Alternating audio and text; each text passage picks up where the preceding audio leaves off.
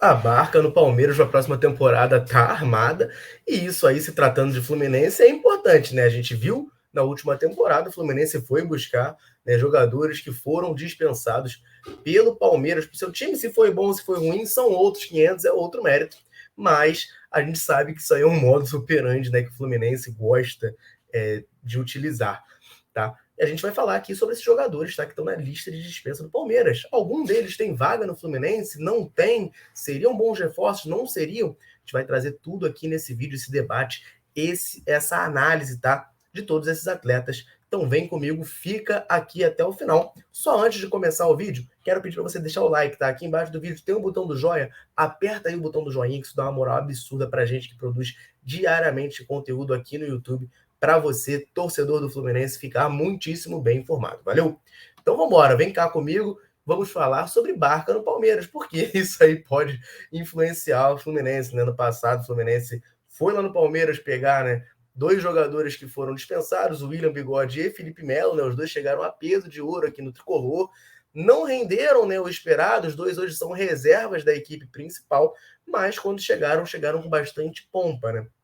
Então, a gente sabe que o Fluminense tem uma dificuldade ali no mercado, por uma escassez financeira, não pode fazer grandes investimentos, chegar e comprar jogadores de outros times, então tem que ficar muito atento a essas movimentações, jogadores em fim de contrato, jogadores que estão sendo dispensados, tá? E a informação do jornalista Felipe Fancincani no seu canal no YouTube dá conta de que a lista de saídas do Palmeiras para 2023 conta com 5 jogadores, tá? Kusevich, zagueiro, Jorge, lateral esquerdo, Navarro, centroavante, e os atacantes Wesley e Breno Lopes, tá? Vamos lá, galera, vamos falar aqui um pouquinho sobre cada um deles, tá? Primeiro, Kusevich, né, zagueiro.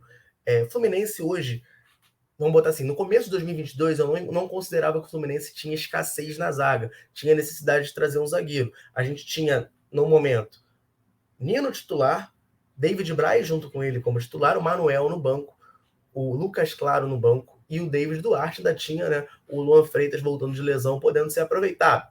Se quiser contar, ainda tem o Matheus Ferraz, né? Ainda tinha o Matheus Ferraz ali como a sétima opção do banco de reservas. Só que o que aconteceu ao longo da temporada, as coisas foram acontecendo. O David Braz caiu de nível, o Manuel subiu de nível, virou titular, né? David Duarte teve muitas lesões, o Matheus Ferraz continuou lesionado, né? Não jogou, atuou apenas uma partida lá contra o Boa Vista, um jogo que time C do Fluminense jogou, né? Enfim, partida que ninguém liga. Luan Freitas, outras lesões também, novas lesões. E o Lucas Claro acabou saindo, né? Acabou saindo ali depois, no comecinho de agosto, o Lucas Claro saiu, foi para o futebol turco. Então a gente ficou com poucas opções na zaga, né? A gente tem hoje Nino e Manuel, que é a dupla de zaga titular. David Braz voltou de lesão, tem ele. E tem o David Duarte, né? Que ainda não conseguiu se firmar, não conseguiu ter alguma sequência. Tá? Então, assim, eu acho que seria importante o Fluminense trazer pelo menos um zagueiro, certo? Isso se não vender o Nino. Tô partindo do princípio de que o Nino fica, tá? Porque se vender o Nino, aí são dois zagueiros sendo um para ser titular absoluto, né? Para tentar repor o nível do Nino. Então, assim, o Cevic está aí. Aí a gente já para e pensa, pô, beleza, um zagueiro, né? Nessa lista. Mas seria interessante. A gente até comentou, né? Fez um vídeo aqui falando sobre ele e o Jorge um tempo atrás, porque foram nomes que já saíram em outros momentos como possíveis presenças na lista de dispensa do Palmeiras. Cara, eu não sinto no Kusevich essa firmeza para ser esse zagueiro para chegar no Fluminense, tá? Eu acho que a tendência, cara, é que ele chegue com um salário elevado demais para a posição que ele vai ter no elenco. A gente tem uma dupla de zaga titular hoje que está consolidada. O Manuel não vai perder a posição do dia para a noite, porque ele fez uma temporada 2022 muito boa.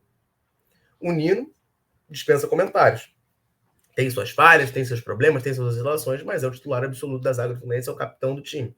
Então, o cara que chegar hoje para a defesa do Fluminense, ele vai ser um reserva. Ele chega, em princípio, como reserva, para daí a depois tentar ganhar a posição. O Ceviche é um cara que não deve ter um salário baixo, está no Palmeiras, tem uma folha alta, é um clube que briga lá em cima, né? Tem um poderio financeiro muito maior que o do Fluminense. O Fluminense também briga lá em cima, mas não tem o poderio financeiro do Palmeiras. Chegou por uma grana, né? O Palmeiras comprou ele ali da Universidade Católica e tal. Então, assim, acho que não vale esse custo-benefício. Então, assim, o Kusevich eu não aprovaria, né? Vindo no Fluminense, até porque não acho um jogador de tanta qualidade assim. Outro jogador que a gente vai acabar discutindo muito o custo-benefício é o Jorge, né? Lateral esquerdo, a gente já pediu ele aqui no Fluminense várias vezes, né? Quem acompanha a Central há muito tempo, lembra que, antes dele vir para o Palmeiras, a gente estava pedindo muito ele aqui no Fluminense, mas fato é que ele fechou com o Palmeiras por cerca de R$1 milhão por mês e teve muitas lesões, não conseguiu ter sequência no Palmeiras por conta das lesões. Jogou muita bola no Flamengo antes de ser vendido, chegou a jogar muita bola no Porto, se eu não me engano, e jogou muita bola no Santos quando voltou por empréstimo, mas não conseguiu ter essa sequência no Palmeiras e tem um salário muito alto. Um empréstimo seria interessante? Eu acho que seria, desde que o Palmeiras pague grande parte do salário do Jorge, tá? Repito, salário de R$1 milhão por mês. Mas não tem condições de pagar isso. Mesmo que tivesse, não acho que deveria pagar R$1 milhão no Jorge. Se o Palmeiras pagar metade dos salários, aí vale a pena? Cara, ainda assim eu acho que não vale a pena. 500 mil no lateral esquerdo, ainda mais no lateral esquerdo que vem em baixa como o Jorge, com problemas físicos, cara, eu não pagaria por mês. Eu não pagaria. Então, assim, tem que ser uma negociação daquelas que eu acho muito improvável de acontecer. Do Palmeiras topar pagar grande parte do salário do Jorge. Pagar, sei lá, 80%, pagar 800 mil, o Palmeiras paga, o Fluminense paga 200 mil. Aí, para mim, faz sentido aprovar. Duvido que o Palmeiras vai topar uma negociação dessa, né? Então, assim, eu não vejo com muito bons olhos o Jorge por isso. Qualidade técnica tem, tá? É um jogador jovem também, enfim. Seria algo interessante, sim, pro Fluminense, mas essa questão dos valores me faz, não botar muita expectativa no Jorge, enfim, declinar essa oportunidade. Aí agora a gente tem 3 nomes de ataque, tá? Vou começar com o Rafael Navarro, né? Rafael Navarro se destacou no Botafogo RJ no passado na Série B, acabou fechando um pré-contrato aí com o Palmeiras, não conseguiu, né, cair nas graças. O Palmeiras seguiu jogando sem centroavante, depois foi buscar o Flaco Lopes no mercado e o Navarro continuou aí sem muitas chances, sem muitas oportunidades. Mas ele é um jogador jovem, eu tô até botando aqui para ver certinho a idade dele. O Navarro tem 22 anos, né, cara? Ele é de 2000. Então, assim, ele é um jogador jovem. Mostrou potencial já. Não teve chance no Palmeiras pelo excesso de jogadores de qualidade. Aí vamos pensar aqui no cenário do Fluminense. A gente tem o Germancano, incontestável, vai ser o titular ano que vem. Tá? 42 gols na temporada, ele está muito mais do que acreditado a isso. Para o banco, a gente tem o Alan. O Alan chegou para ser o cara para substituir o Fred. Tá ganhando um salário alto, ainda não conseguiu ter sequência, teve problemas com lesões, mas a tendência é que em 2023 ele jogue e seja aproveitado. Ele tem contrato, né? Então ele tá nos planos. Então, assim, acho difícil o Fluminense buscar um jogador para a posição ali de camisa 9.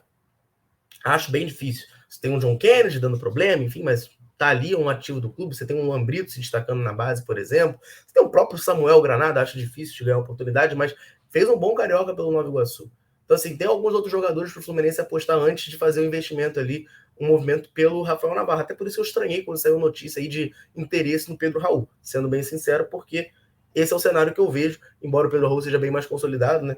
Eu não acho que faz muito sentido o Fluminense fazer grandes investimentos para o centro da área, que é a posição do Rafael Navarro. Mas para os lados, para as pontas, aí eu já acho que vale. Aí eu já acho que faz sentido o Fluminense. E tem 2 jogadores, né, desse Palmeiras na lista, que é o Wesley e o Breno Lopes, né? Eu quero falar primeiro do Breno Lopes, cara. O Breno Lopes é um jogador que se destacou no Juventude, né, no Brasileirão do ano passado. O Juventude ficou na Série A e ele acabou fechando com o Palmeiras. Minto, não foi nem no ano passado, não. Foi no Brasileirão da Série B de 2020. O Breno Lopes se destacou, foi para o Palmeiras e fez o gol do título da Libertadores, né? O Palmeiras está viciado em dispensar jogadores que fazem gol de título, né? Até porque são as reservas que fazem.